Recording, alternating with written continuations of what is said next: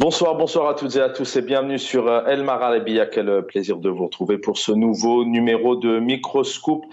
Au moment où le pouvoir algérien, Abdelmadjid Tebboune, président, Saïd Chengriha, chef d'état-major, nous parle d'une Algérie, qui avance à pas vers l'excellence, vers le summum, un sommet donc jamais acquis, un pays totalement métamorphosé avec un président brillamment élu, librement élu. Voilà ce qu'on a pu lire pour vous résumer un peu dans les grandes lignes ce qu'on a pu lire maintenant depuis plusieurs mois et notamment depuis le 12 juillet dernier, donc avec cet édito sorti au sein de l'APS. Dernièrement, dimanche dernier, il y a une huitaine de jours, c'était le chef d'état-major qui revenait un peu sur les grandes lignes du mandat d'Abdelmadjid Tebboune avec tout ce que je viens de vous évoquer. Et puis dernièrement, donc il y a maintenant 3 jours, donc l'APS donc qui s'en est pris. Alors l'APS certainement relayé puisque ça émane certainement du pouvoir avec les termes employés pour qualifier de France 24 d'une chaîne poubelle. À l'intérieur de ça,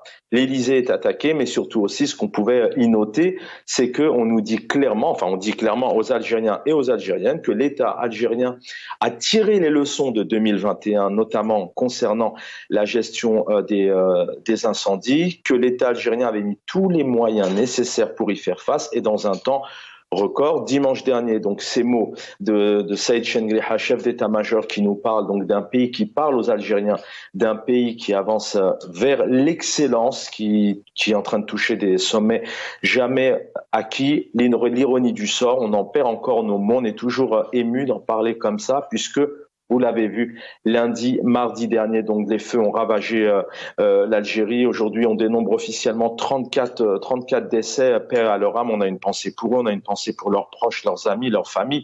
Ce sont des villes, des villages, une Algérie totalement meurtrie, des biens détruits, des maisons, des véhicules, des animaux, une faune, une flore, j'en parle même pas, une biodiversité qui est partie en fumée. On va essayer donc de comprendre pourquoi d'un côté nous avons donc un État algérien comme cela est bien défini notamment au sein de l'APS qui dit que l'Algérie a été prête et a mis tous les moyens et d'un côté il y a encore une fois cette année 34 décès en nombre officiel. Alors vous êtes nombreux à nous dire notamment sur les réseaux sociaux parfois ou dans le cadre des émissions il y a des feux partout. Oui, certes, il y a des feux partout. Il faut savoir qu'aujourd'hui, sur le pourtour méditerranéen, donc on totalise 3 décès, si je me trompe pas, paix à leur âme, en Grèce, 5 en Italie. Pour une grande partie d'entre eux, ce sont des fonctionnaires d'intervention.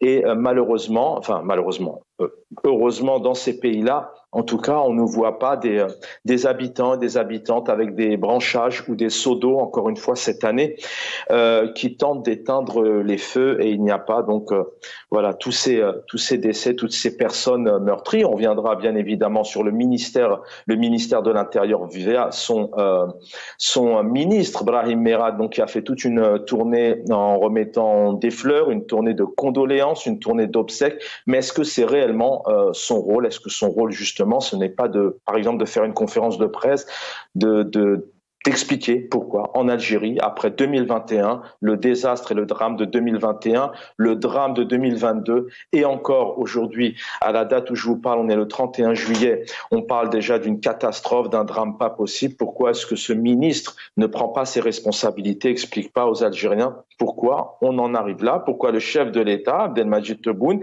qui via ses ministres dont dit clairement qu'il est proche du peuple, qu'il aime le peuple, pourquoi il n'y va pas tout simplement? On va essayer de comprendre. Si on prenait de la hauteur, la grande question ce soir, c'est de savoir qui gouverne l'Algérie, qui protège le peuple algérien. Y a-t-il un système politique digne de ce nom pour que les jeunes Algériens, cette jeunesse, cette grande famille algérienne puisse vivre dignement dans un peuple et ne pas craindre à chaque fois que les catastrophes naturelles créent autant de drames, autant de désastres, les inondations, les séismes, la Covid aussi qui a posé de gros problèmes. On va essayer de comprendre réellement ce que le pouvoir algérien a anticipé maintenant depuis plusieurs mois, comme il le dit si bien, face notamment à ces feux, et on pourra aussi parler de cette canicule. Pour en parler ce soir avec nous, plaisir de l'accueillir. Assia Guéchoud, bonsoir militante, vous êtes dans cette belle région alsacienne, dans l'est de la France. Bonsoir Assia Guéchoud. Bonsoir, je salue tous les téléspectateurs ainsi que vos invités. Merci de me recevoir. Merci d'être avec nous. Activiste aussi, il fait de la politique, il s'est présenté aussi aux législatives à plusieurs reprises en Algérie. Il dirige notamment des centres de recherche sociologique. Il est avec nous, Jamel Guessoum. Bonsoir, Jamel Guessoum. Bonsoir, merci pour l'invitation et également le bonjour à vos téléspectateurs et à Madame Kéchoud ici présente. Merci. Cas de non-assistance à personne en danger. Point d'interrogation. On va essayer de comprendre effectivement pourquoi, encore une fois, en Algérie, on a autant de morts, autant de familles, de jeunes qui sont malheureusement décédés dans le cadre de ces incendies. Où est la responsabilité du pouvoir? Jamel Guessoum, une question très simple avant de rentrer un peu dans les détails. Selon vous, comment a géré le pouvoir algérien, Abdelmadjid Tebboune, comment a-t-il géré, comment s'est-il préparé pour faire face à cette nouvelle période estivale, à ces chaleurs, mais surtout à ces incendies qui étaient prémédités, parce qu'encore une fois, on le sait, malheureusement, ça brûle un peu partout, notamment dans le pourtour méditerranéen. Alors moi, ce que j'aimerais en dire tout d'abord, c'est que évidemment en Algérie, on a beaucoup de médiums, puisque évidemment vous allez bien évidemment penser à ce que je dis en disant que ces incendies étaient déjà, je dirais, par un acte prémonitoire assez fort, discutés une semaine avant les incendies. Ça, c'est une chose. Sur la seconde des choses, et vous parlez d'impréparation, indirectement, je dirais que a-t-on tiré les leçons de 2021 c'est toute la question, 34 morts, et vous l'avez dit vous-même dans votre présentation, Chaban, il y a des incendies partout autour de la Méditerranée. Alors, bien évidemment, l'écart en termes de nombre de victimes est important, 34 en Algérie, 5 ou 3 ou 6 ici et là, et je vous fais confiance sur les chiffres que vous donnez autour de la Méditerranée. Donc la question est de savoir, de mon point de vue, a-t-on tout d'abord tiré les leçons des incendies de 2021, il était question d'acheter des Canadair. Il y en a eu un, je crois, qui est en service. Alors peut-être que vous allez me contredire, je ne suis pas sûr de ce que je dis. En tout cas, cette question, elle se pose. Vous parlez aussi de la tournée du ministre de l'Intérieur avec des fleurs. S'il ne l'avait pas fait, que n'aurait-on pas dit? Vous dites également que le président Tebboune aurait dû se rendre sur les lieux. Déjà, il ne s'est pas rendu auprès de la population algérienne en temps normal déjà, depuis son élection, c'est un fait. De là à aller sur des théâtres d'incendie, là encore, je peux bien évidemment me poser la question. Mais la question centrale pour faire évoluer les situations, parce que l'idée c'est quand même ça, c'est quel est le degré d'impréparation face à l'étude de cas de 2021. Je pense que ce devrait être au centre de nos débats aujourd'hui. C'est la question que je vous pose dans les grandes lignes. Alors c'est bien d'avoir un peu énuméré les différents éléments que je donnais en introduction, mais selon vous, comment le gouvernement, le pouvoir, l'État, pour ceux qui appellent ça un État, comment l'État algérien s'est préparé depuis le mois de janvier, depuis le mois de février? Est-ce que vous avez senti une effervescence? Vous avez entendu des ministres intervenir, des éléments précis qui pouvaient donc persuader les Algériens et les Algériennes de dormir en toute sécurité? Alors justement, ce que j'aimerais mettre en évidence par rapport à ce que vous dites, c'est qu'il y a un écart énorme entre les décisions prises par le président de la République sur bien des sujets, sur des ordres d'application stricte de ces consignes et qui, sur le terrain, ne sont pas appliquées. Je ne suis pas en train de dédouaner le président de la République, puisque je le dis et je le redis, c'est le premier responsable non seulement de l'intégrité du territoire algérien, mais de l'unité du peuple algérien autour de l'ensemble de ces questions dont ces faits que vous évoquez, en l'occurrence les incendies. Je suis, moi, été à la hauteur. Est-ce que selon vous, il a été à la hauteur?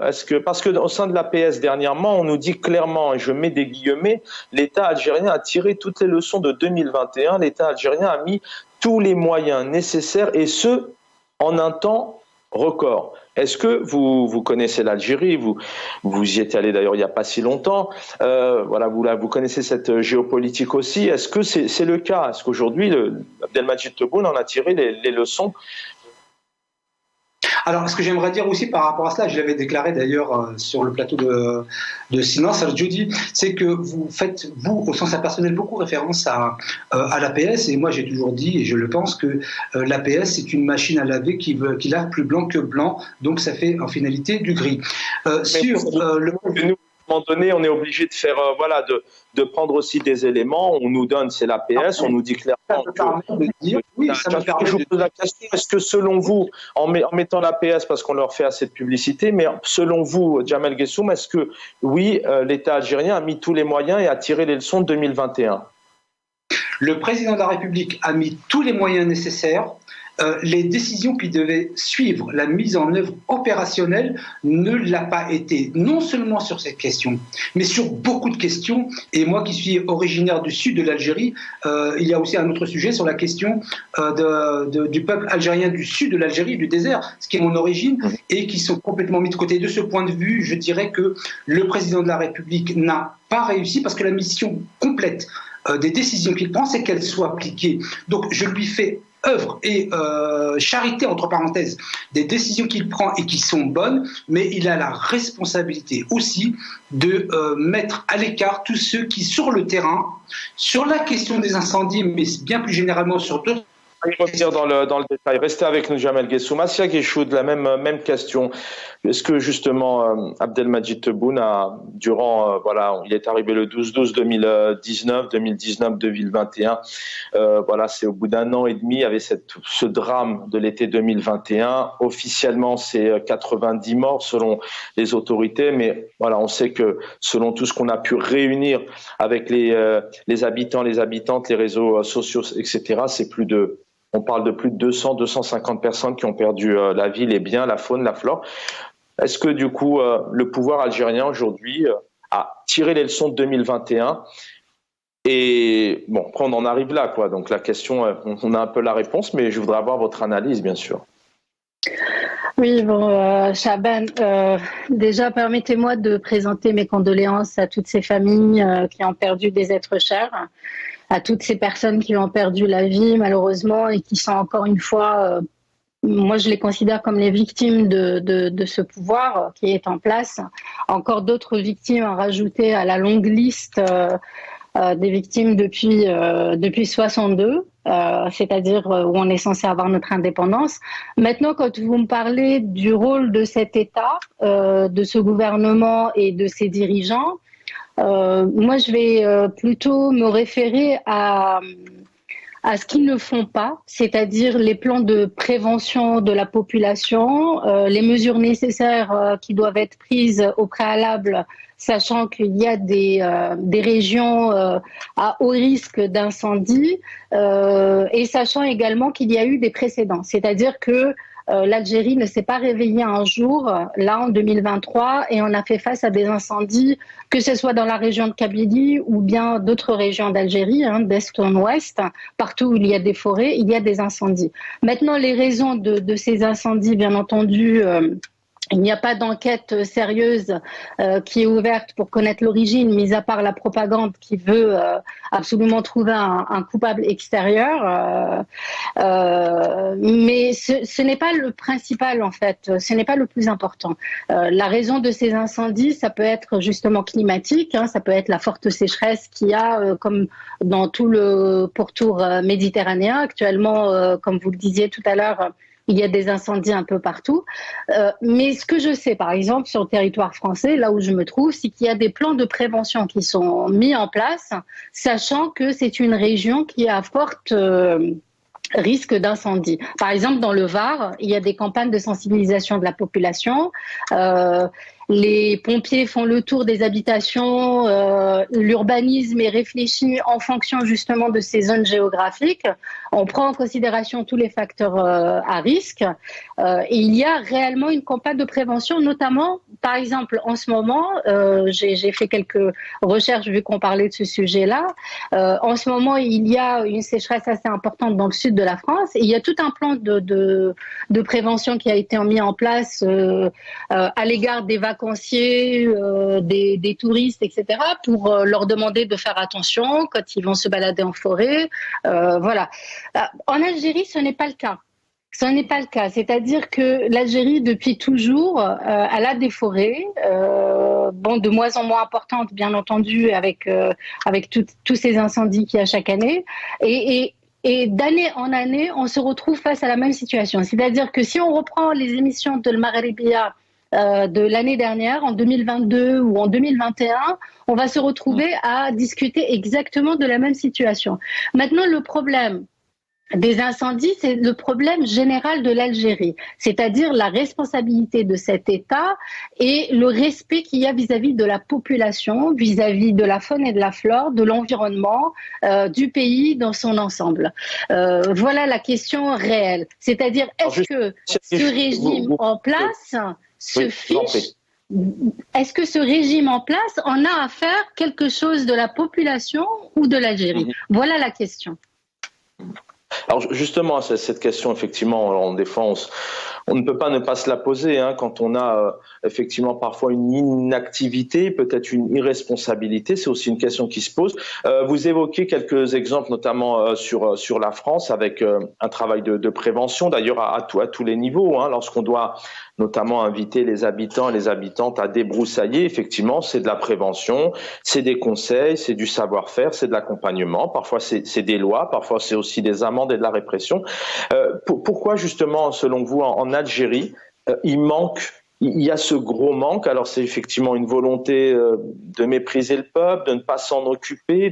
Pourquoi est-ce qu'effectivement, en Algérie, on n'a pas ces responsables, ce ministre de l'Intérieur en amont qui réunit des équipes, qui travaille, qui donne des bilans, des chiffres, qui informe aussi, qui fait de la prévention? Mais justement, tout simplement parce qu'ils ne sont pas à leur place et parce qu'ils sont incompétents. Et parce que leur objectif, ce n'est pas servir l'Algérie, c'est se servir eux-mêmes. C'est-à-dire qu'au départ, déjà, les données sont faussées, Chaban. C'est tout simplement ça. Et c'est pour ça que le peuple est sorti en masse en 2019 en disant « Ibn Haouga », parce qu'il sait très bien que les dirigeants, depuis 62, successivement, n'avaient d'autres intérêts que de se maintenir au pouvoir. Et la population, le peuple, l'Algérie dans son ensemble, les préoccupe peu. Voilà la raison principale. Si on tourne, on peut prendre n'importe quelle question. Tout à l'heure, vous parliez de la Covid, vous parliez des tremblements de terre, des inondations. C'est-à-dire qu'à chaque fois qu'il y a des catastrophes où le peuple se retrouve, lui, victime à subir, c'est-à-dire que cet État, ce régime est absent. Que ce soit sur le plan de la prévention, de la sécurité, des évacuations, des aides matérielles, humaines, etc. Il est absent, il est toujours absent. Et il est absent partout. Et la raison principale, c'est que son objectif, ce n'est pas faire grandir l'Algérie et son peuple, c'est se maintenir au pouvoir et continuer à piller le pays. Voilà la raison principale. Merci, restez avec nous, Guichoud, moi c'est clair. On va écouter ici le président Abdelmadjid Tebboune, justement, qui dit clairement qu'il est proche, qu'il aime les Algériens, qu'il aime son peuple. السيد رئيس الجمهورية شخصيا راهو معكم في السراء والضراء وفي مع كل المواطنين. هذه التزام خذها على عاتقه، راهو يجسدوا ميدانيا، مش يعني سياسة جوفة ولا شعارات جوفة، لا والله يحب المواطن الجزائري ويثيق فيه، وعلى بال المواطن في سعادته راهو معاه، في ظروفه الصعبة كيما هذه راهو معاه. لا هنا مش قال احنا خلاص وكأن شيء لم يكن، ما بقاتش هذيك تاع بكري، هذيك ما بقاش تاع بكري. المواطن يعيش محنة، السلطات العمومية لازم يكون معاه، الرئيس تاعهم لازم يكون معاه. Vous l'avez Brahim Merad, ministre de l'Intérieur, qui est allé à la rencontre de ces personnes qui ont perdu des êtres chers, leurs proches, leurs familles, qui ont perdu des biens, et qui leur dit tout simplement: le président est là, le président vous aime. Jamel Guessoum, est-ce que c'est le rôle d'un ministre de l'Intérieur? Tout à l'heure, on écoutera le Wali de Boula on l'écoutera tout à l'heure, qui a beaucoup plus des mots autour du culte de l'islam, ce qui est très bien, il faut s'encourager avec la croyance, mais est-ce que c'est vraiment leur rôle? Est-ce que, en se rendant maintenant aussi sur place, est-ce que, quelque part, est-ce qu'il n'est pas un peu tard? Est-ce que le travail, il n'était pas plus, est-ce que le travail, il était à faire en amont que maintenant d'essayer de parcourir 2-3 wilayas, d'aller prier, d'aller offrir des fleurs, ce qui est un moment important, attention, on ne dit pas ça, mais est-ce que la réelle responsabilité, c'était de l'entendre. D'ailleurs, on ne le connaissait pas beaucoup. Au moins, maintenant, les Algériens, je pense qu'ils vont réellement prendre conscience de qui est leur ministre. Disons qu'on peut toujours faire mieux et on doit toujours faire mieux et on doit toujours essayer de prévenir plutôt que d'avoir à guérir. Quant à savoir si le ministre de l'Intérieur, c'est dans son rôle, puisque c'est votre question, je rappelle qu'il est ministre de l'Intérieur et des collectivités locales et territoriales qui, elles, sont au devant de la scène dans ce type d'incendie, enfin ce type d'incident que sont les incendies. Donc, il est parfaitement dans son rôle. Il représente l'État dans son obligation de mettre tout en œuvre pour que les collectivités locales et territoriales aient les moyens de se défendre face à ce type de fléau. Alors, selon vous, alors effectivement, il est dans son rôle, il s'y rend. Selon vous, est-ce que, parce que son rôle, en tout cas ses fonctions, comme vous le dites, c'est vraiment de faire en sorte et de mettre tous les moyens. Voilà, est-ce que ce ministre a été à la hauteur, a fait ce qu'il fallait faire pour faire en sorte que ces drames-là n'arrivent pas? C'est vraiment l'analyse dont on a besoin ce soir. Visiblement non, mais en même temps, j'aimerais dire que cette problématique, puisque ça a été relevé par Mme Kachou tout à l'heure, qui parlait que les gens ne sont pas à leur place. Alors, moi, j'ai envie de dire qu'aujourd'hui, malheureusement, sur un certain point de vue, parce que je suis un pragmatique, moi je ne suis pas un idéologue, elle a en partie raison. Et donc, la plupart des gens qui sont nommés à des postes essentiels dans toutes ces questions politiques, sociales et surtout de prévention, pas simplement de prévention des incendies, mais prévention aussi des incendies sociaux, ne sont pas à leur place. Et c'est là où il y a une forme de dualité entre les décisions qui sont prises par le président de la République qui peuvent être entendables et raisonnables, mais qui, en finalité, par la mise en place ou le fait de nommer des gens qui ne sont pas du tout expérimentés dans les champs qui sont les leurs,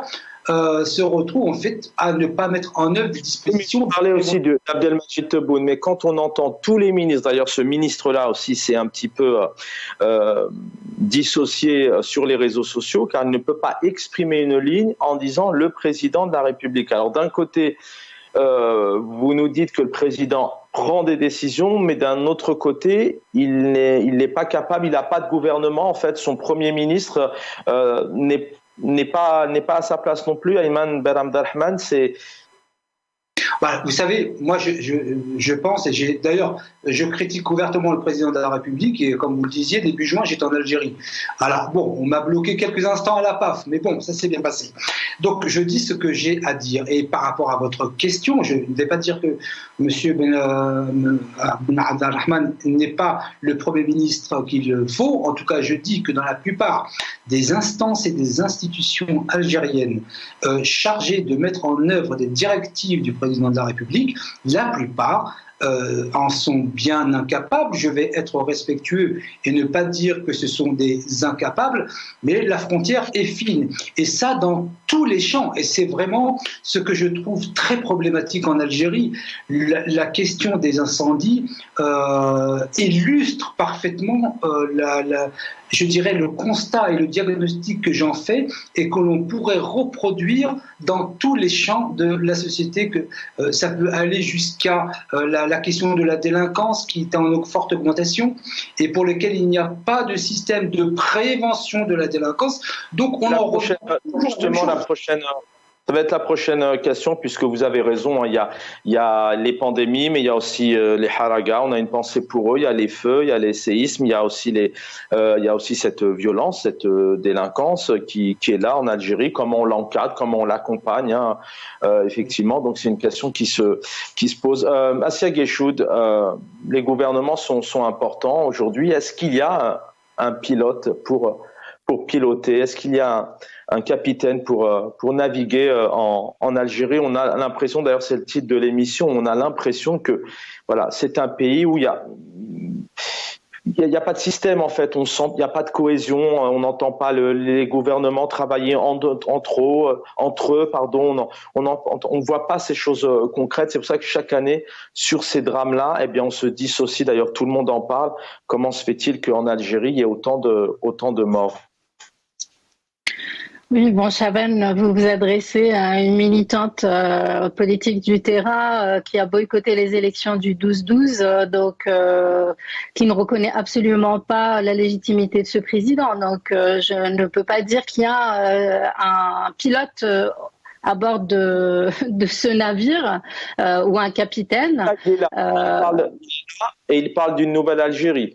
Effectivement, alors les élections, de toute manière, nous, en tant qu'observateurs d'extérieur, journalistes, c'est clair, que ce soit le référendum ou alors les législatives ou la présidentielle, les urnes, effectivement, étaient vides, pour dire clairement, très peu de votants. Mais en tout cas, il est là. Il nous parle d'une nouvelle Algérie. On nous parle que l'Algérie avance à pas vers l'excellence. Que l'Algérie est métamorphosée, que l'Algérie est en train de toucher des sommets pas possibles. Donc, à l'inverse, il est là, donc il pourrait tout de même essayer de piloter tant bien que mal ce pays. Oui, il est là, c'est clair, il est là, mais en tant que marionnette, je suis bien d'accord. Mais par contre, voilà, pour moi, ce n'est pas irrespectueux de dire que ces gens-là n'ont pas leur place. Ce n'est pas un gros mot que de dire la vérité, la réalité. C'est un constat. Ces gens-là ne sont pas à leur place, ils sont incompétents. Je veux juste rebondir sur les images que j'ai vues tout à l'heure de ce ministre qui est allé auprès de ce monsieur ce pauvre citoyen qui a peut-être perdu des membres de sa famille, pour lui faire un câlin, mais en fait, ce qu'il veut, lui, c'est des indemnisations, c'est des propositions. C'est éventuellement qu'il démissionne, ce ministre, parce que quand on a failli à toutes ses responsabilités de cette manière-là, aussi odieusement, on démissionne dans un pays qui se respecte, un pays de droit, où chacun à sa place, à sa fonction, payé par l'argent du peuple. Normalement, quand on a failli à son travail, on démissionne tout simplement. On le voit, il y a énormément d'exemples dans plusieurs pays où un ministre, quand il y a des victimes, par exemple, là, qu'est-ce qu'ils ont fait pour évacuer la population ? Qu'est-ce qu'ils ont fait pour évacuer la population ? Nous avons tous regardé les images terribles ces derniers jours de personnes qui étaient en train de courir à travers la forêt pour essayer de s'échapper des flammes, mais qui n'avaient pas d'autre recours. Il n'y a pas eu des évacuations de population par hélicoptère ou par route, etc., où on les mettait en sécurité dans des gymnases ou dans des hôtels qui ont été réquisitionnés pour ça, comme c'est le cas dans la majorité des pays. Je ne dis pas que c'est parfait ailleurs. Il y a également des victimes, mais la plupart du temps, c'est d'une manière accidentelle, parce que ces personnes-là n'ont pas été suffisamment prudentes. Mais normalement, les pompiers, la gendarmerie, la police, etc. Jouent son rôle. Les ministres jouent leur rôle. Voilà, il y a un gouvernement. Maintenant, quand vous me parliez d'un pilote à bord de ce pays, juste pour répondre à cette question, je pense que tout ce que je viens de dire, tous les arguments que je viens de donner, démontrent clairement qu'il n'y en a pas. Parce que le peuple est livré à lui-même. C'est lui qui cherche à se sécuriser, à se protéger, à se nourrir. C'est-à-dire qu'il n'y a absolument rien qui est fait pour la population algérienne à l'heure actuelle. Tout le reste, c'est une théâtralisation de leur maintien au pouvoir pour faire croire que tout va bien. Et c'est les organes de presse comme l'APS qui est un organe de presse officiel. C'est-à-dire pourquoi on en parle de l'APS ? Parce qu'il représente ce Bien gouvernement, c'est l'organe de presse, c'est lui normalement qui sort les communiqués, qui parle au nom du gouvernement, au nom de leur président, etc. Donc c'est terrifiant. On va écouter, restez avec nous. Je reviens à vous, Djamel Guessoum, dans un instant. Si je ne me trompe pas, ici, le Wali de Bouila, on l'écoute et on réagit juste derrière. السيد رئيس الجمهورية تكفل الكلي والتعويض الكلي هكذا حنا لو كان تساعدك اف 3 اسمح لي سيدي الرئيس دوك نعطيك اف 3 ما تساعدكش اف 3 نبني لك ان شاء الله وليداتك هذوك نتكفلوا بهم. شوف كيما انت الواقع هذا رب ضاره نافعه. او نكذب عليك ما كناش نعرفوها، ما تقعد في الجبل ما كاش، وصحاب الخير ربي يهدينا ما خبروناش. درك انا نعرفوكم نبنوا لك وحده ولادك حنا نتكفلوا، ماشي هذاك المليون اللي تعيشهم. كاين صحاب الخير، كاين الدوله قائمه. ربي يفتح، خاطر ربي سبحانه عز وجل في سوره البقره يقول لك ولنبلونكم. هذا ابتلاء من عند ربي سبحانه، مرحبا ما مات باش من بعد يكافئنا كصابرين. صحيح. ما عليك والو ان شاء الله رانا هنا وهذو كنوز. شوف اول حاجه بنادم يكون حسن، ثاني حاجه راك تشوف هو ممثل رئيس الجمهوريه، الدوله كل رايحه ان شاء الله يكون فيها خير في اقرب وقت ان شاء الله. اذا يسكنوا ويرتاحوا وانت ترتاح ان شاء الله. فهم احنا سلكنا في جره هذو اللي سلكنا وهذو اللي يسلكونا، انما تنصرون بضعفائكم. امين.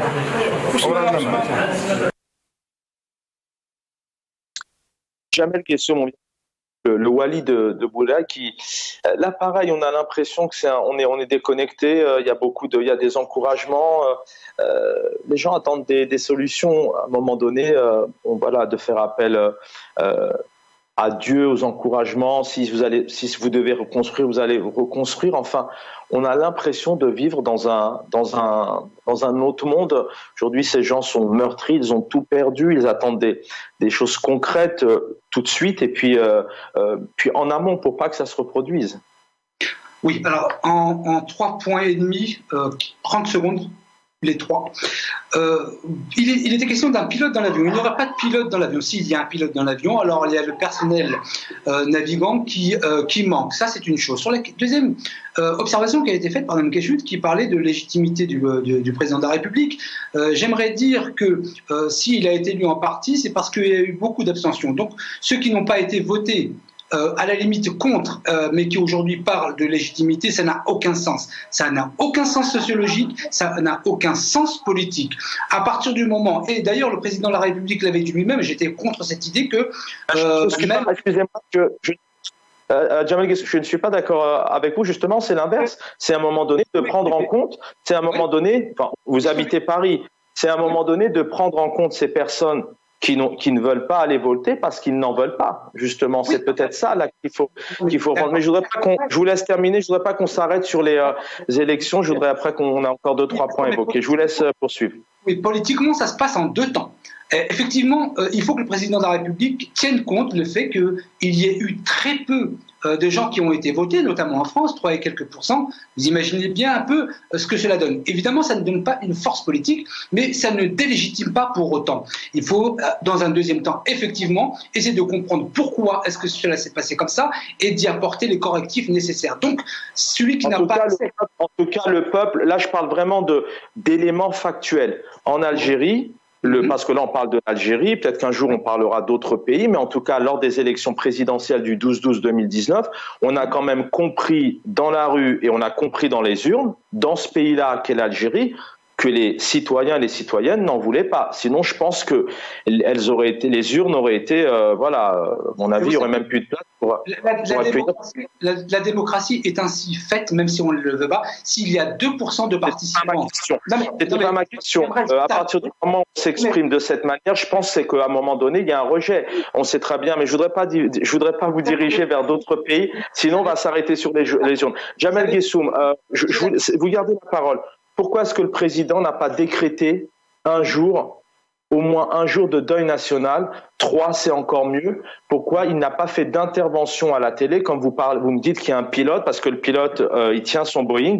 Pourquoi est-ce qu'à un moment donné, ce président ne prend pas la décision de décréter 1 jour, 3 jours de deuil national, de faire une allocution? Imaginez que ça arrive dans un pays occidental européen. Je pense qu'à un moment donné, la première chose, c'est que le président s'arrête, aille sur place et prenne ses responsabilités. Je le regrette, mais vous savez, je suis né en France il y a 56 ans, et avec tous les incendies qu'il y a eu lieu en France, et il y a eu quelques années, dans les années 70, 80, 90 jusqu'à 2000, des centaines... Laissez-moi terminer. Ouais, je vous en prie. Ouais. Et donc, il n'y a jamais eu de journée de deuil national en France. Je vous parle, je suis né en France. Mais le président aurait dû le faire. Laissez-moi juste terminer, avant d'être coupé, sur ce qu'a dit Mme Keshout sur la question en disant que le ministre de l'Intérieur s'est présenté à un citoyen en disant qu'il attendait une indemnisation. J'aimerais dire juste simplement, et ce que je dis est tout à fait vérifiable, qu'au premier jour de l'incendie, les autorités algériennes et le président de la République s'étaient engagés à indemniser les victimes. De ce point de vue, j'aimerais que l'on me dise quel est ce double discours qui tend d'un côté à dire qu'ils attendent des indemnisations alors que la déclaration officielle a été faite. J'aimerais juste que lorsque l'on ne fait pas les choses, le président aurait dû prendre la parole, aurait dû décréter un jour national, ok, mais il faut rendre à César ce qui est à César. Donc, excusez-moi, bien évidemment, mais ça, nous journalistes, on le dit. Je pourrais passer là 2 heures à énumérer toutes les promesses, les personnes. Non, mais je vous donne la parole. Il y a des personnes, et puis on va entendre Assia Guéchoud, il y a des personnes aujourd'hui qu'on a eues et qu'on a depuis plusieurs jours, et on les a, nous, les larmes aux yeux, on les a au téléphone, qui 2022, elles n'ont toujours rien eu, et 2021, elles n'ont toujours rien eu. Je suis d'accord avec vous qu'il y a un ministre qui a parlé d'indemnisation, il y a un président qui a dit que tout allait bien, il y a même un ministre de l'Intérieur qui, le 20 mai dernier, avait annoncé 6 Canadaires. Et pour l'instant, des Canadaires en Algérie, il n'y en a pas. Je pourrais vous donner les 2-3 chiffres que nous avons sur nos voisins méditerranéens. Assia Guéchoud, une question. Qui pilote ce pays? Pourquoi cette question? Les médias n'ont pas du tout parlé ni fait de une sur ce sujet. Les médias n'ont pas posé les questions qui fâchent. La responsabilité, on imagine que ce drame-là arrive dans un pays européen. On pourrait avoir une assemblée, et c'est la même question pour vous, Jamel Guessoum, je voudrais avoir votre analyse là-dessus. On n'a aucune assemblée, aucun parti politique en Algérie qui a pris position, qui est monté à un moment donné scandalisé. Il n'y a pas de contre-pouvoir, le pouvoir fait ce qu'il veut en Algérie, il n'a aucun compte à rendre à personne. Oui, non, aucun compte à rendre à personne, ils ne veulent pas. Justement, vous parliez des médias, les médias jusqu'à maintenant, ils sont sous la botte de ce régime, c'est-à-dire que les seules informations qui filtrent, ce sont des informations à la glorification de ce régime, c'est-à-dire qu'on montre absolument pas ce qui va pas, on montre que les choses en façade, ce qu'ils veulent bien nous montrer. Après, simplement, rapidement, Chaben, je veux pas vous embêter et je veux pas rentrer dans des sujets qui n'ont absolument rien à voir avec l'émission d'aujourd'hui, parce que sinon, je préférais parler du Hirak, vous le savez bien. Si je devais parler de quelque chose, je parlerais plutôt de la lutte du peuple jusqu'à aujourd'hui. Oui, mais bien sûr, mais en tous les cas, ce que je peux dire, c'est qu'il y a des victimes de Boumerdès qui attendent jusqu'à aujourd'hui. Boumerdès, c'était en quelle année? Rappelez-moi, c'était il y a plus de 20 ans, je crois. Et je connais des personnes qui attendent jusqu'à aujourd'hui des indemnisations. Donc, vous pensez bien que les promesses faites par ce régime, que ce soit l'Algérie nouvelle ou l'ancienne, le peuple les verra jamais. Ce sont des promesses simplement, disons, populistes comme ça pour dire qu'on fait quelque chose, mais il n'y a absolument rien derrière. Je me rappelle plus de la question. C'était encore une histoire de pilote. C'est ça, Chaben? La métaphore du pilote, c'est qu'à un moment donné, il y a des responsabilités, mais surtout que là, qu'un gouvernement fasse des erreurs, qu'il ne soit pas à la hauteur, que les électeurs parleront plus tard peut-être. Mais là, à l'heure actuelle, on a l'impression qu'en Algérie, justement, ça navigue seul. Il n'y a pas de contre-pouvoir politique, il n'y a pas de contre-pouvoir médiatique. Moi, j'imagine, si ça arrivait en France, je pense qu'on aurait interpellé le président, le ministre pendant des mois sur ce drame. Ça n'a pas été géré. Et dernièrement, il y a quelques mois, il y a eu un gros problème en France autour d'un stade et une compétition où ça a été mal géré. Le ministre de l'Intérieur a été entendu. C'est un pays où à un moment donné, personne n'a de compte à rendre. C'est pour ça que quelque part, il y a cette irresponsabilité. Oui, alors il faut savoir que la situation politique aujourd'hui en Algérie, elle est influencée essentiellement par toutes les guerres de clans internes. C'est-à-dire qu'aujourd'hui, il y a 2 clans qui se font la guerre et absolument toutes les décisions et tout ce qui se fait est influencé par cette guerre interne. Elle est beaucoup plus exacerbée aujourd'hui, hein, elle existe depuis tout temps, cette guerre de clans, mais là, elle est un peu exacerbée actuellement. Le clan Tebboune contre le clan des services intérieurs algériens se font la guerre et absolument toutes les décisions sont prises d'une manière irresponsable, irréfléchie, simplement pour, c'est-à-dire que chacun essaye de prendre le dessus sur l'autre. Voilà ce qui est en train de se passer actuellement. Il n'y a pas plus ou moins. Chaban, très sincèrement, c'est-à-dire que c'est encore une fois le peuple qui paye les pots cassés, parce que c'est le peuple qui est directement concerné, hein, que ce soit par les incendies ou par les tremblements de terre, les inondations ou toutes les catastrophes naturelles et même pas naturelles, économiques qu'il y a en Algérie, les catastrophes sanitaires, etc. C'est le peuple qui paye l'ardoise. C'est ça le souci en Algérie, Chaban. Vraiment, j'ai beau tourner la question dans tous les sens, je reviens toujours à la même problématique et ce n'est pas vulgaire de dire que ces gens-là ne sont pas à leur place. Le peuple l'a dit, l'a compris. Et il continue à le dire, peut-être silencieusement actuellement, parce qu'il y a eu une répression énorme et les médias, bien entendu, sont sous la coupe de ce régime et la parole est muselée, les partis politiques sont empêchés, en tous les cas, ceux qui n'ont pas le tampon du pouvoir, ils sont empêchés de se réunir ou d'avancer, les associations, les syndicats, les étudiants, voilà. On connaît très bien la situation qui est actuellement en Algérie, ce n'est pas une liberté. L'Algérie est une dictature actuellement. C'est une dictature. N'ayons pas peur des mots. Et ce n'est pas une vulgarité de le dire. C'est un constat et une réalité. Jamel Guessoum, vous vivez, voilà, vous avez voyagé aujourd'hui, vous vivez dans un pays où tout de même la démocratie est là, l'Assemblée nationale, plusieurs partis, on s'exprime dans un sens, dans un autre, les médias en parlent. En Algérie, on a l'impression, enfin c'est une question que je vous pose, il n'y a pas de contre-pouvoir en fait depuis des années. C'est un pouvoir qui est seul. Est-ce que là, à un moment donné, ils répondront il y a une responsabilité? On le sait, on va pas énumérer toutes les catastrophes. La Covid, en l'espace de 2 ans, le pouvoir n'a pas été. Au début, oui, les États se sont fait prendre effectivement au piège.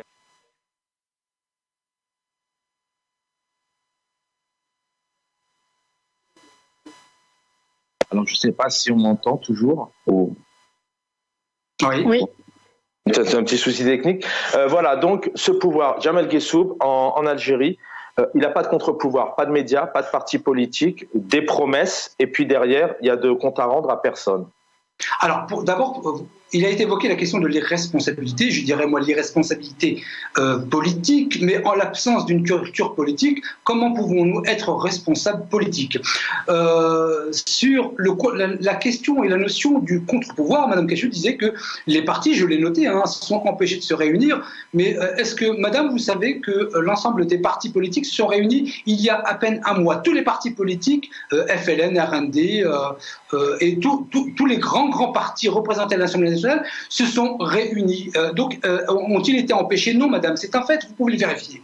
Maintenant, je dirais qu'il n'y a effectivement pas de contre-pouvoir. Le seul parti politique pour lequel je n'ai plus d'affection pour personne, mais il y a un député de la communauté algérienne de France qui bouge en France, c'est du parti Hams. Et c'est le seul député, je dirais, sur les centaines de députés en Algérie qui se sont levés pour défendre les intérêts de celles et ceux qui l'ont élu. Donc, est-ce que justement, c'est pas ce pouvoir, donc c'est pas ce manque de démocratie, ce pouvoir quelque part? Alors, je pense, mais peut-être qu'Assia Guessoum pour répondre, mais quand elle parlait de partis politiques, bien évidemment, ce ne sont pas les partis qui aujourd'hui, malheureusement, qu'on n'entend pas, les partis qui sont à l'Assemblée ou les partis qui font partie du pouvoir, c'est d'autres. De quel parti s'agit-il? Ceux qui ne se sont pas présentés pour être élus à la limite et porter une voix. Vous savez, moi je me suis présenté, vous l'avez indiqué votre dans votre introduction, pour porter une autre voix. Et je veux dire que lorsque l'on est spectateur d'un match de football, on ne va pas se plaindre du jeu des footballeurs. Il faut descendre sur le terrain. Jamel Guessoum, on se connaît. Jamel Guessoum, on se connaît assez bien. C'est faux. Le RCD tente de travailler, il est intimidé. Le cas de Karim Tabou, l'UDS, j'en parle même pas. Zoubida Assoul, elle est encore dans les mains de la justice avec l'UCP. Fethi Reres avec le MSP, c'est la même chose. Dès qu'il y a un parti qui tente de travailler, vous le savez qu'en Algérie, la Ligue des droits de l'homme a été dissoute, Raj a été dissoute, Bab el Oued a été dissoute. À croire que les syndicats, c'est très compliqué. Tous ces exemples, c'est quand même une réalité. Est-ce que vous pouvez rappeler les faits pour lesquels l'association Bab el Oued a été dissoute? En tout cas, elle a vérifié, mais en tout cas, elle est au cœur de l'homme fait. Bon, en tout cas, tous ces exemples-là montrent quand même que le pouvoir a peur de ses plumes. On a des arguments qui vont avec. Vous voyez? Donc, moi, je ne vais pas revenir là-dessus parce que je connais les raisons. Donc, c'est bien que quand on donne des exemples, on est ce qu'il y a derrière. En tout état de cause, ce que j'aimerais vous dire, c'est que, oui, évidemment que Karim Tabou est un ami. Madame Zoubida Rassoul, je la connais personnellement. Donc, sur les personnes, on avance, il est 48, il nous reste 4 minutes, on va terminer on va pas s'arrêter sur les personnes. Ce que je voulais juste dire, en tout cas, pour l'Algérie, nous, on essaye vraiment, à chaque fois, on nous demande même limite d'être impartial, etc. Mais il y a des exemples concrets. Il y a des exemples concrets qui fait que dès qu'un jeune prend la parole, fait un dessin, enfin, on a plein d'exemples concrets aujourd'hui qui fait qu'on est dans un pays où, malheureusement, les médias aujourd'hui n'ont pas fait une sur les feux. Alors, je veux bien qu'il y ait certains médias qui préfèrent le sport que la culture, mais c'est compliqué. Un dernier système politique. Chaben, vous me connaissez, hein, et je vous avais même informé de la date de mon départ en Algérie et de retour. Parce que je craignais vraiment pour la démarche que j'allais faire et de me présenter à la présidence de la République, ce que j'ai fait avec tous les risques qui vont avec. Donc, je veux dire que, oui, il faut prendre des risques. Karim Tabou en a pris, évidemment il ne faut pas personnifier, vous avez raison, mais j'ai pris des risques. Donc il faut prendre des risques, il faut aller jusqu'au bout de la démarche pour porter une voix saine, une voix politique. Merci Guessoum. Sia Gueshoud, on termine avec vous la dernière minute. Peut-être un petit mot d'espoir tout de même. Voilà, on est revenu sur ce système politique, cette responsabilité. Oui, Chaben, moi j'étais contente de vous voir sortir de votre réserve pour donner votre point de vue d'une manière aussi déterminée et énergique. Ce sont des faits et des réalités surtout, parce que nous on essaye de faire un autre journaliste. Non mais c'est bien, c'était un débat à trois et c'était assez intéressant. Moi j'aime bien débattre avec vous en priorité, Chaben. Donc moi ce que j'ai entendu c'est beaucoup de relais de propagande, notamment sur l'association Bab el Oued. Vraiment que c'est une association que je connais bien et je connais les raisons de sa dissolution et on aurait pu en parler dans une autre émission et malheureusement là ce que j'entends c'est un véritable relais de propagande mais je ne vais pas rebondir là-dessus parce que vraiment ça vaut pas la peine et j'ai pas envie de polluer vos téléspectateurs. Le message d'espoir Chaben, bien sûr il est là. Le peuple est déjà sorti, pas une fois, pas deux fois, pas trois fois, et il ressortira encore, parce que le peuple sait très bien ce qui est en train de se passer. Il ne se laisse pas duper par toute cette mascarade théâtralisée de ce régime, et un jour il reprendra son destin en main. Merci infiniment à tous les deux d'avoir été avec nous. Voilà, c'est le Marabia, c'est ça. On soulève les problèmes qu'il faut soulever, les questions qui fâchent. On essaye vraiment d'aller au cœur des vraies questions, notamment dans ces drames et ces périodes. Jamel Guessoum, merci pour votre fidélité. Sia Gueshoud, merci aussi pour votre présence, votre fidélité. L'équipe en régie, merci beaucoup. Dans quelques instants, l'édito de mon ami confrère Jamaluddin Ben Chenouf. Et juste derrière, El Omr. Je pense que c'est Atman. Voilà. Bonne soirée à tous.